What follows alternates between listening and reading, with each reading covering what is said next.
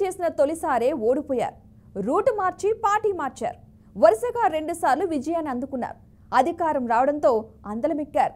సొంత లాభం చూసుకున్నారే తప్ప పెద్దగా నియోజకవర్గానికి చేసిందేమీ లేదు. ఫలితం గెలిపించిన ప్రజలే ఓడించారు. దీంతో తలెత్తుకోలేని పరిస్థితి తలెత్తింది.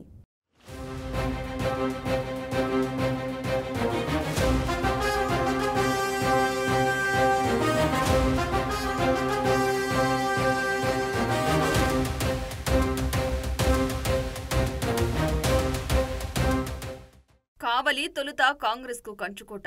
తరువాత టీడీపీ 3 సార్లు ప్రభావం చూపింది. వైసీపీ ఆవిర్భావం తర్వాత పరిస్థితులు మారిపోయాయి. వరుసగా 2 సార్లు ఫ్యాన్ గాలి వీచింది.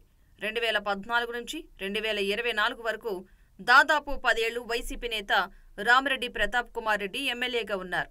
2009లో చిరంజీవి ప్రజారాజ్యం తరపున కావలి నుంచి పోటీ చేసి ఓటమి పాలయ్యారు. ఆ తర్వాత కాంగ్రెస్ తో ప్రయాణించారు. ఇక రాష్ట్ర విభజనతో కాంగ్రెస్ ఘోరంగా దెబ్బతినడంతో వైఎస్ జగన్ పెట్టిన వైసీపీలో చేరిపోయారు. 2014, 2019 ఎన్నికల్లో వరుసగా 2 సార్లు ఎమ్మెల్యేగా విజయం సాధించారు. అనంతరం కావలిని వైసీపీ కంచుకోటగా మార్చుకున్నారు.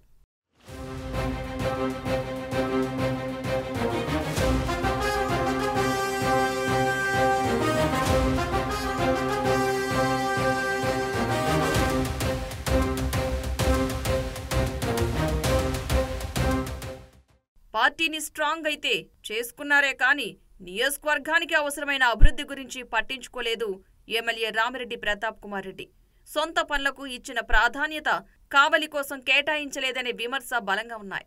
అన్నింటికీ మించి ఎమ్మెల్యే రామిరెడ్డి ప్రతాప్ కుమార్ రెడ్డిపై తీవ్రమైన అవినీతి ఆరోపణలు ఉన్నాయి. అక్రమాలు, భూ కబ్జాలు, గ్రావెల్ మాఫియా, అక్రమ లేఅవుట్లతో కోట్ల రూపాయలు దోచుకున్నారు అనేది ప్రధాన అభియోగం.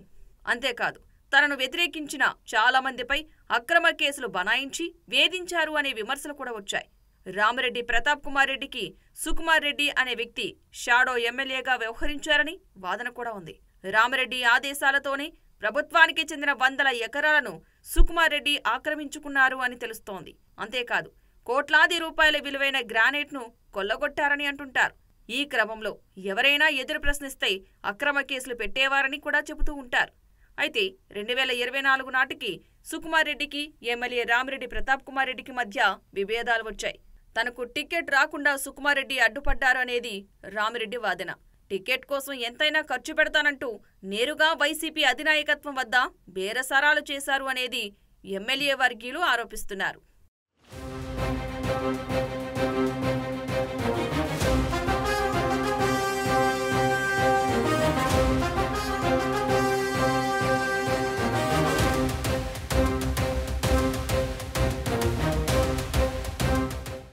ఒక పక్క అవినీతి ఆరోపణలు, మరో పక్క పెంచి పోషించిన వ్యక్తులతో వివాదాలు వెరసి నియోజకవర్గ అభివృద్ధి పక్కదారి పట్టింది. అదే వ్యతిరేకతగా మారింది.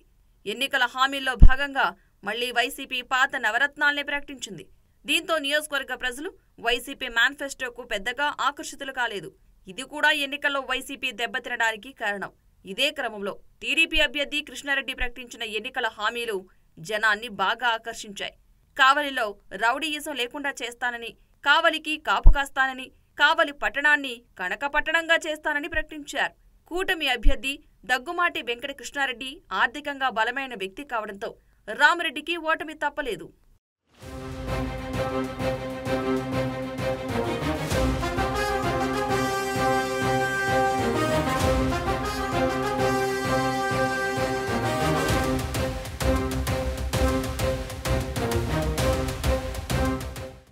కావలిలో దాదాపు 120 ఎకరాలను ఎమ్మెల్యే రామిరెడ్డి ప్రతాప్ కుమార్ రెడ్డి ఆక్రమించుకున్నారనే బలమైన ఆరోపణలు ఉన్నాయి. గతంలో అప్పటి మాజీ సీఎం చంద్రబాబు నియోజకవర్గ పర్యటనకు వచ్చినప్పుడు దీనిపై కీలక వ్యాఖ్యలు చేశారు. అక్రమంగా భూములను లాక్కున్న రామిరెడ్డి ప్రతాప్ కుమార్ రెడ్డికి షాక్ ఇస్తామని ప్రకటించారు. ఆ భూములు మొత్తాన్ని తిరిగి తీసుకుంటామని హామీ ఇచ్చారు. అనుకున్నట్లుగానే కూటమి ప్రభుత్వం అధికారంలోకి వచ్చింది. కానీ ఆ దిశగా చర్యలు తీసుకోవడం లేదు. చిత్తూరు జిల్లా టీడీపీ నేతలు, ప్రకాశం జిల్లాకు చెందిన జనసేన నేతల చొరవతో ప్రతాప్ కుమార్ రెడ్డి మెడకు బిగుసుకుంటున్న భూ కబ్జా ఉచ్చు విప్పుతున్నట్లుగా తెలుస్తోంది. చంద్రబాబు, లోకేష్ల ద్వారా ప్రతాప్ కుమార్ రెడ్డిపై ఇలాంటి ప్రభావం పడకుండా ఉండేలా చేస్తున్నట్లుగా తెలుస్తోంది. దీనిపైనే ఇప్పుడు టీడీపీ శ్రేణులు భగ్గుమంటున్నాయి. ప్రతాప్ కుమార్ రెడ్డికి షాక్ ఇస్తానన్న చంద్రబాబు ఇప్పుడు చర్యలేమీ తీసుకోకుండా తమకు షాక్ ఇస్తున్నారనే భావంలో ఉన్నారు.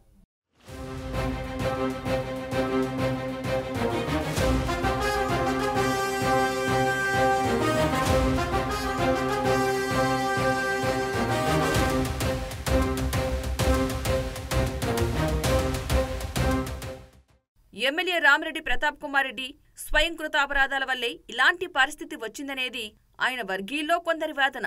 నియోజకవర్గ అభివృద్ధిపై దృష్టి పెట్టి ఉంటే హ్యాట్రిక్ ఎమ్మెల్యేగా ఉండేవారని అంటున్నారు.